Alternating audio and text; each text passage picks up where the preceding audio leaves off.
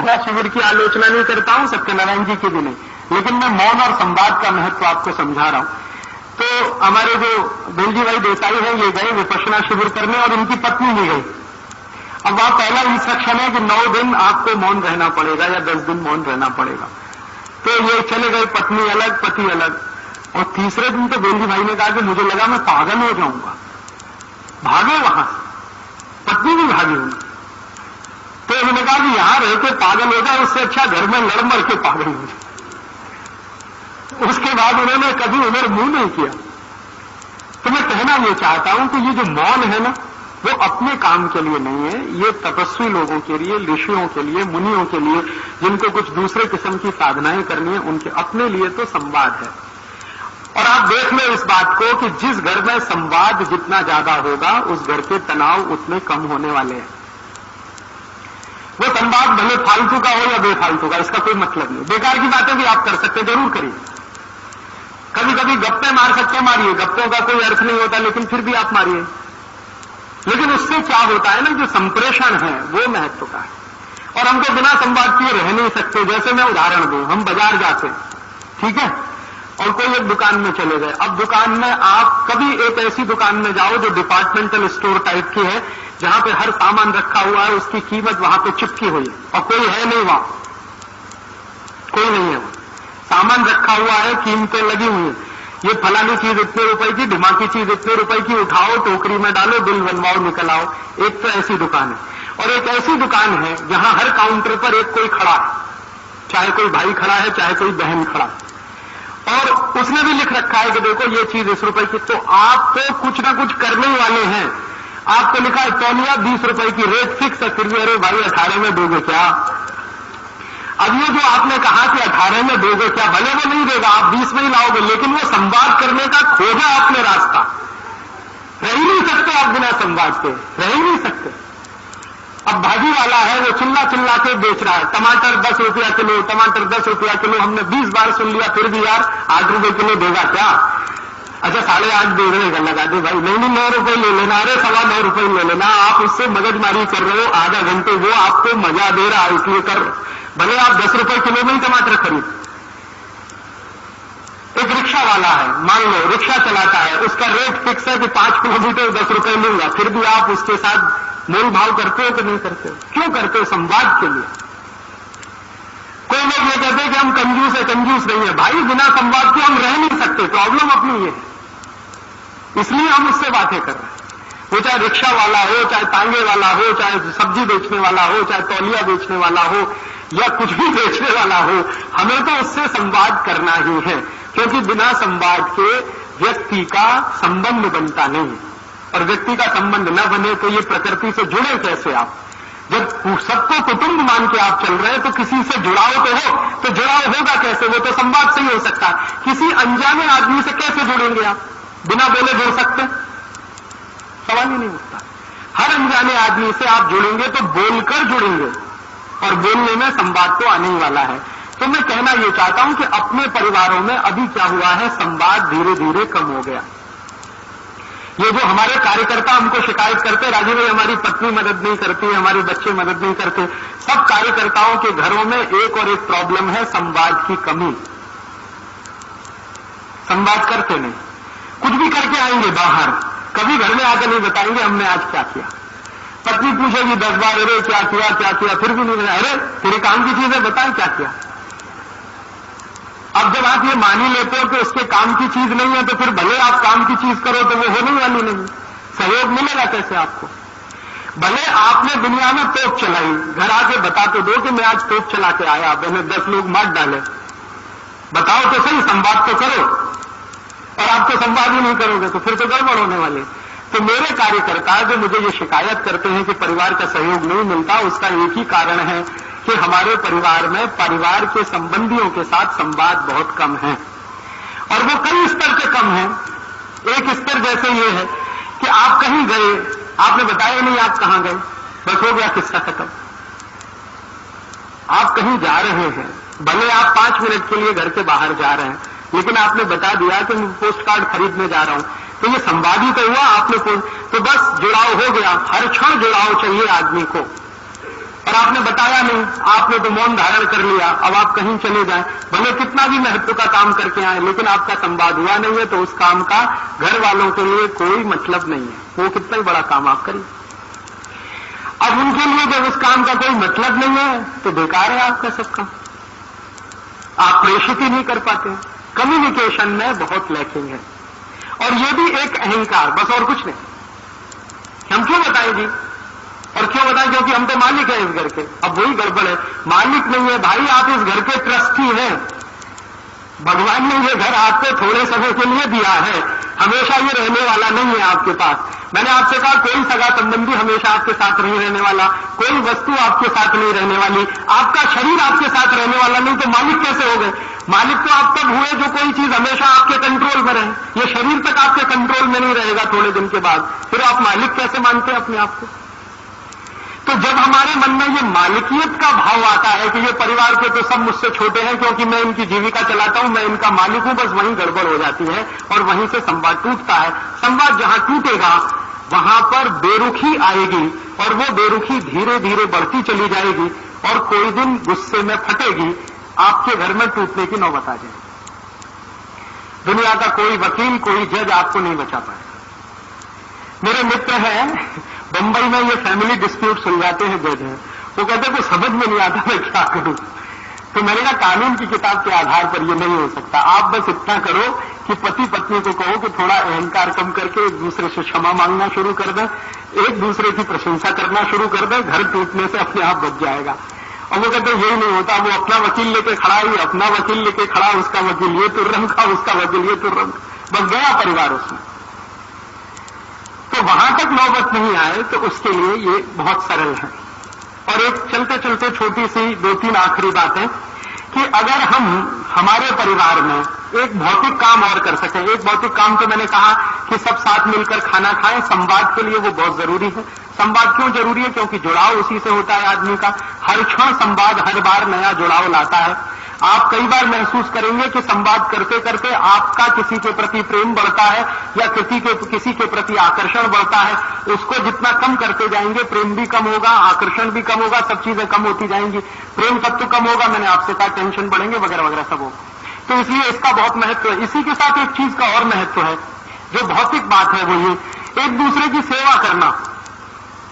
हम बीमार हैं तो हमारी कोई सेवा करे, लेकिन अपेक्षा न रखें। मैंने आपसे पहले कहा अपेक्षा रखेंगे तो मोह में जाएंगे, और बिना अपेक्षा के करेंगे तो प्रेम में जाएंगे। तो प्रेम के आधार पर हम सेवा करें। मान लीजिए हमारे पिताजी बीमार हैं, हमारी मां बीमार है, हमारा भाई बीमार है, हमारी बहन बीमार है, या हम बीमार हैं, तो मैं बीमार हूं तो मेरी कोई सेवा कर रहा है, या कोई दूसरा बीमार है तो मैं उसकी सेवा कर रहा हूं, बिना इस अपेक्षा के कि ये मेरी करें तो बहुत अच्छा, लेकिन अपेक्षा ना हो उसमें।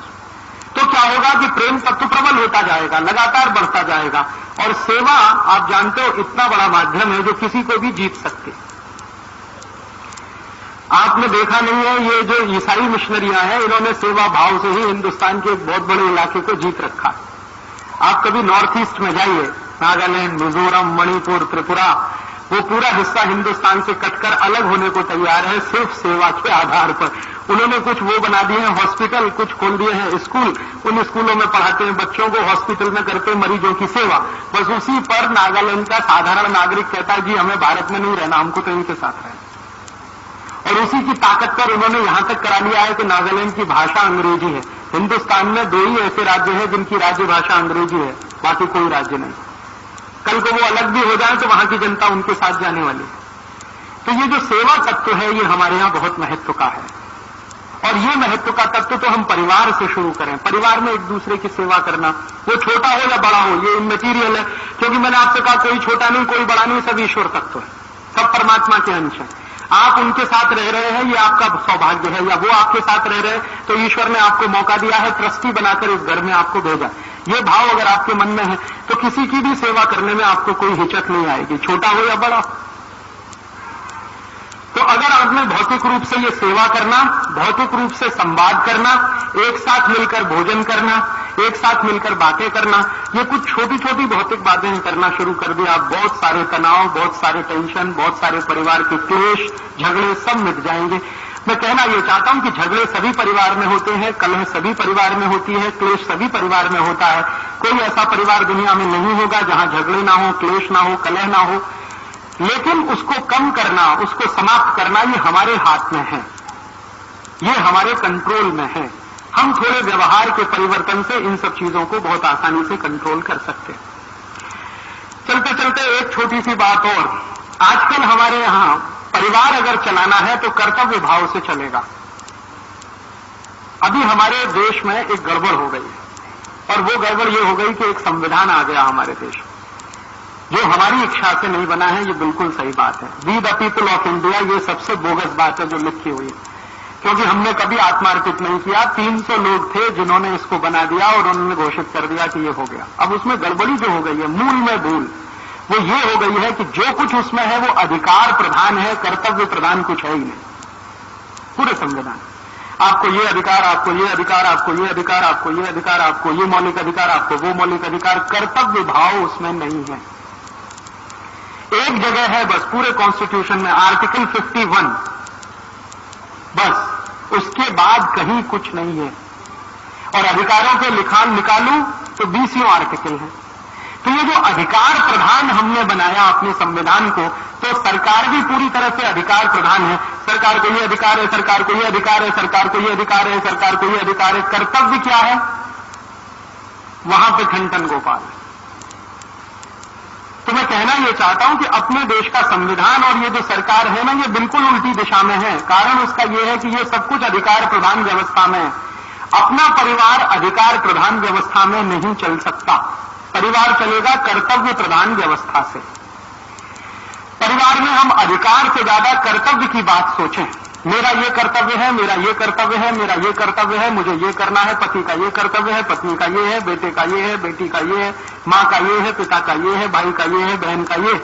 सब अपने कर्तव्य भाव से प्रेरित रहे तो परिवार बहुत अच्छे से चलता है। अगर अधिकार भाव से आपने बात करनी शुरू की तो बंटवारे होते हैं। दो भाई जो एक ही मां से पैदा हुए हैं वो क्यों बंटते हैं? चार भाई जो एक ही मां से पैदा हुए हैं, एक ही तरह का जेनेटिक मटेरियल उनके पास है, वो आपस में झगड़े क्यों करते हैं? संपत्ति का बंटवारा क्यों करते हैं?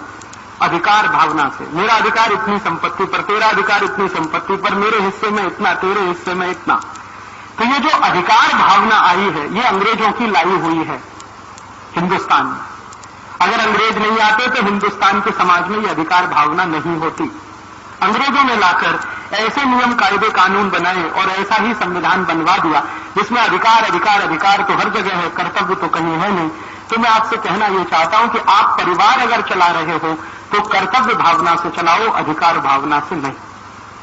मेरा ये कर्तव्य है, मेरा ये कर्तव्य है, पिता के प्रति बेटे का ये कर्तव्य है, बेटे के प्रति पिता का ये कर्तव्य है, पत्नी के प्रति पति का कर्तव्य है, पति के प्रति पत्नी का कर्तव्य है, वगैरह वगैरह। ये जितना भी कर्तव्य भाव से आप चलेंगे, आपके परिवार में तनाव बिल्कुल नहीं होंगे। तो ये छोटी छोटी बातें, कुछ इसमें भौतिक है, स्थूल है, कुछ आत्मिक है, अंदर की है, मन की है। मन के स्तर पर थोड़ा बदलें, शरीर के स्तर पर थोड़ा बदलें, तो बहुत सुंदर तरीके से आप परिवार में चल सकते हैं। प्रसन्न रहें, प्रसन्न रखना सीखें दूसरों को। ये जो प्रेम है ना, वो प्रसन्नता का एक दूसरा हिस्सा है। कोई पूछे प्रेम का भौतिक स्वरूप बता दो, आप किसी को प्रसन्न रख सकते हैं तो प्रेम करते हैं, नहीं रख सकते तो आप प्रेम नहीं करते, मोह कर सकते हैं उससे। मोह से मैंने कहा स्वार्थ पैदा होगा, स्वार्थ आगे लालच तक ले जाएगा आपको, और कहां ले जाके तोड़ेगा कोई नहीं जानता। लेकिन अगर आपने प्रेम रखा है तो प्रेम में से तो स्वार्थ कभी आने वाला नहीं। प्रेम से तो प्रसन्नता ही निकलेगी, आनंद ही निकलेगा, त्याग की भावना आएगी, कर्तव्य की भावना आएगी। जहां प्रेम प्रधान होगा वहां कर्तव्य अपने आप आ जाएगा, क्योंकि हमें दूसरे को प्रसन्न रखना है तो कर्तव्य भाव में ही रख पाएंगे, अधिकार भाव में तो नहीं रख पाएंगे। तो मेरा ये कर्तव्य है, ये मानकर मैं करूं। और अपने कर्तव्य हम सब समझते ही हैं, ऐसी कोई बड़ी बात नहीं है। सभी जीव जगत के जीव जंतुओं के प्रति हमारा जो कर्तव्य है वही कर्तव्य है हमारा सबके प्रति, जो हमारे परिवार के साथ है या कुटुंब के हिस्से हैं। और अगर ये हम अपने परिवार में करें तो मैं मानता हूं कि आपका परिवार, हमारा परिवार एक अच्छा परिवार बन सकता है, जिसमें तनाव नहीं होंगे, कलह नहीं होगी, क्लेश नहीं होगी। कलह क्लेश कभी होगी भी तो बहुत आसानी से निकल जाएगी। मैंने आपसे कहा कि कभी कलह हो जाए, क्लेश हो जाए, क्षमा मांगने में देर मत करिए और क्षमा करने में देर मत करिए।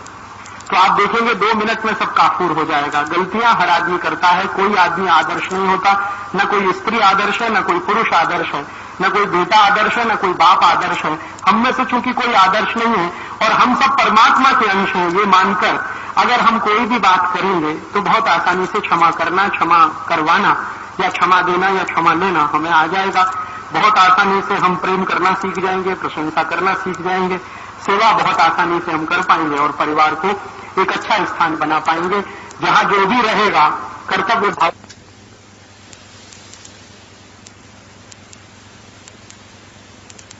एक छोटी सी बात ये कहना चाहता हूं कि मैं ये जो कह रहा था ना परिवार में, ये मैं आपको एक गहरी बात कहना चाहता हूं, मुझे याद आ गई तो मैं कह दूं कि एक बार मैं एक बड़े संत से बहस कर रहा था।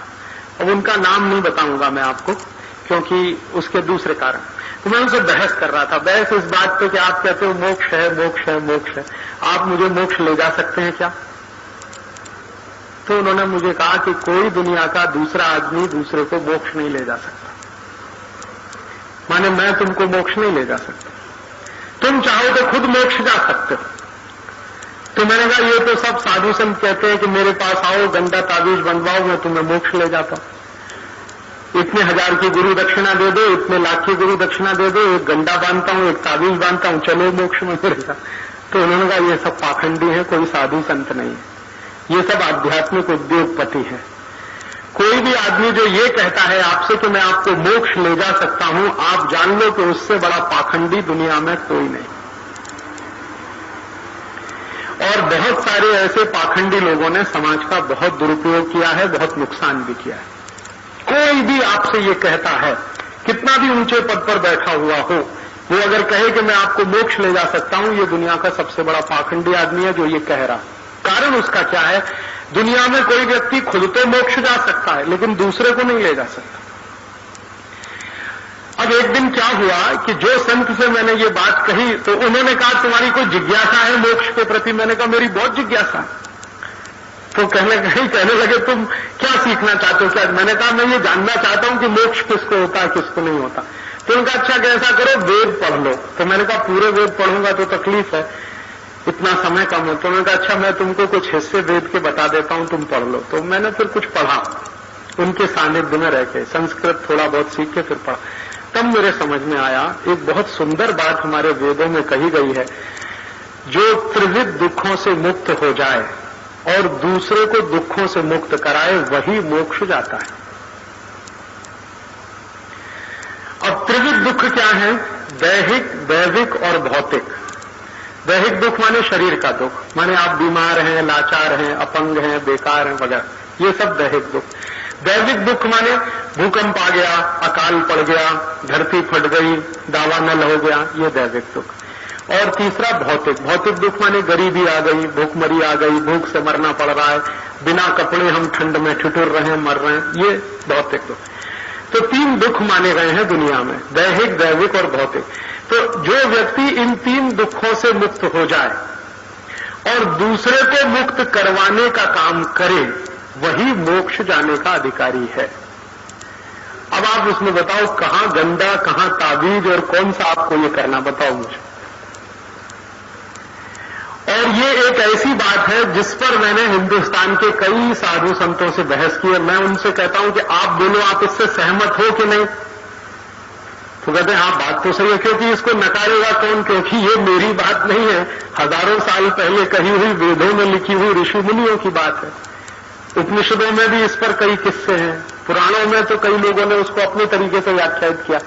तो ये तो सत्य है। और हमारे यहां हिंदुस्तान में क्या होता है ना, सत्य हमेशा सनातन होता है। कलयुग भले आ जाए, द्वापर भले आ जाए, त्रेता भले आ जाए, सतयुग भले आ जाए, कृतयुग भले आ जाए, लेकिन सत्य तो सनातन है।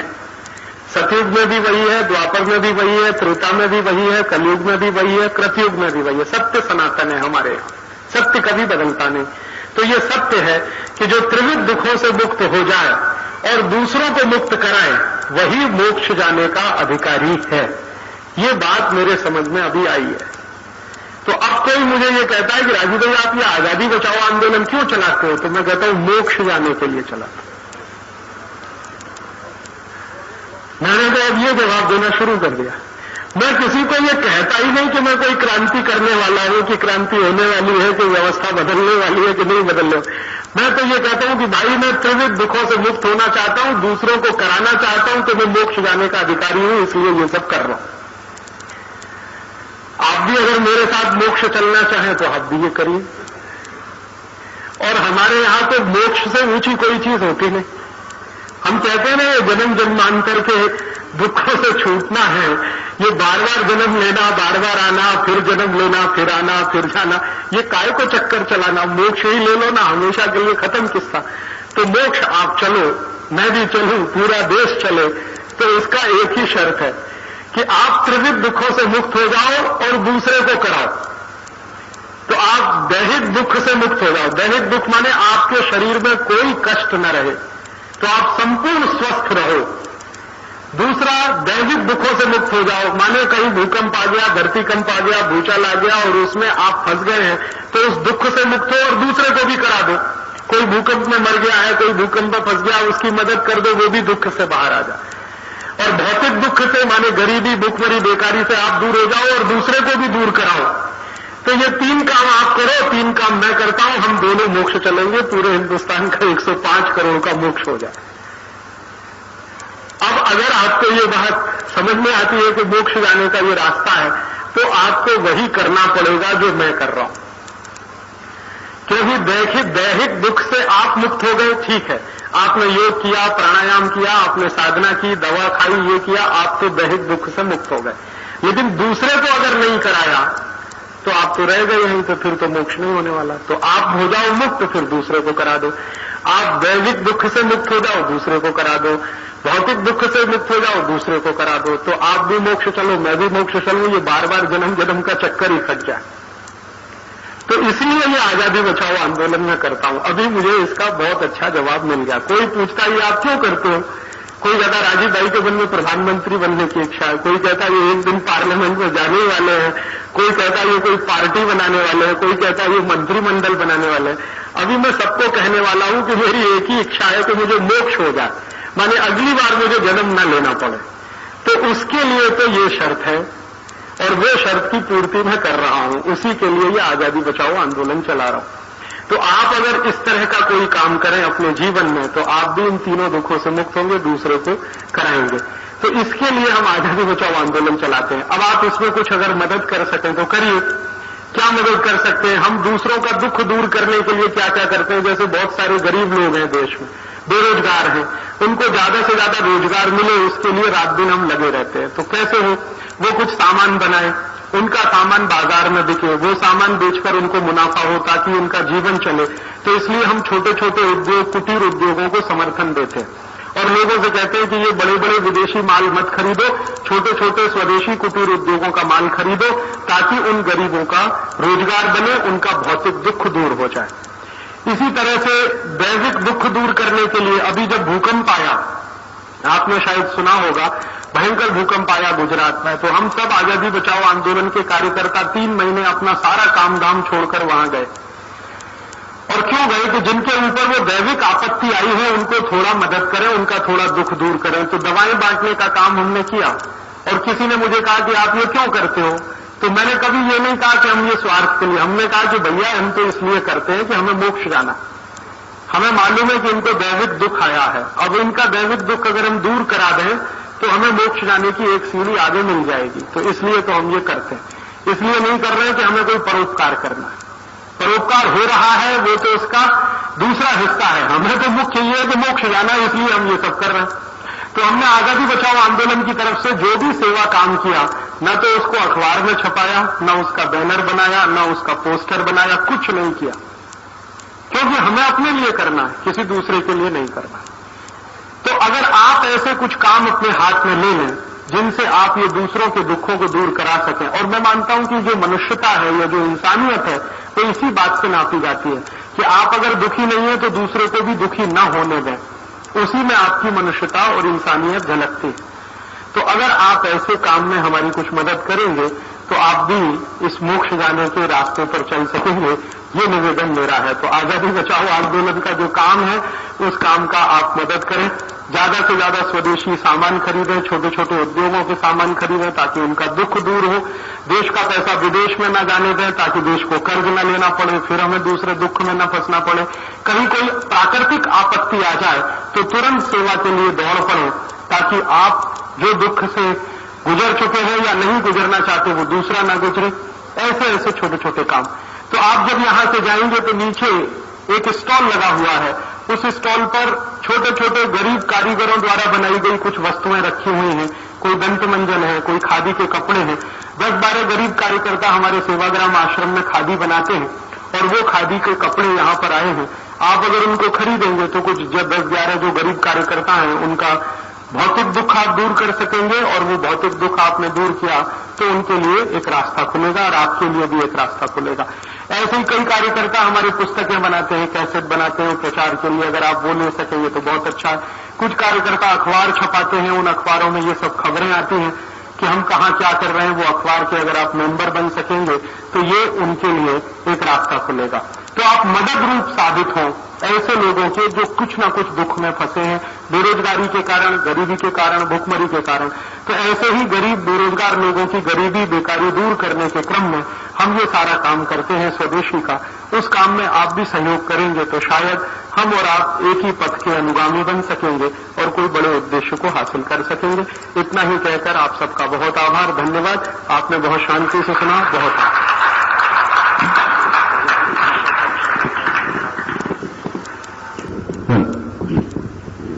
बहुत बहुत धन्यवाद श्री राजीव दीक्षित जी।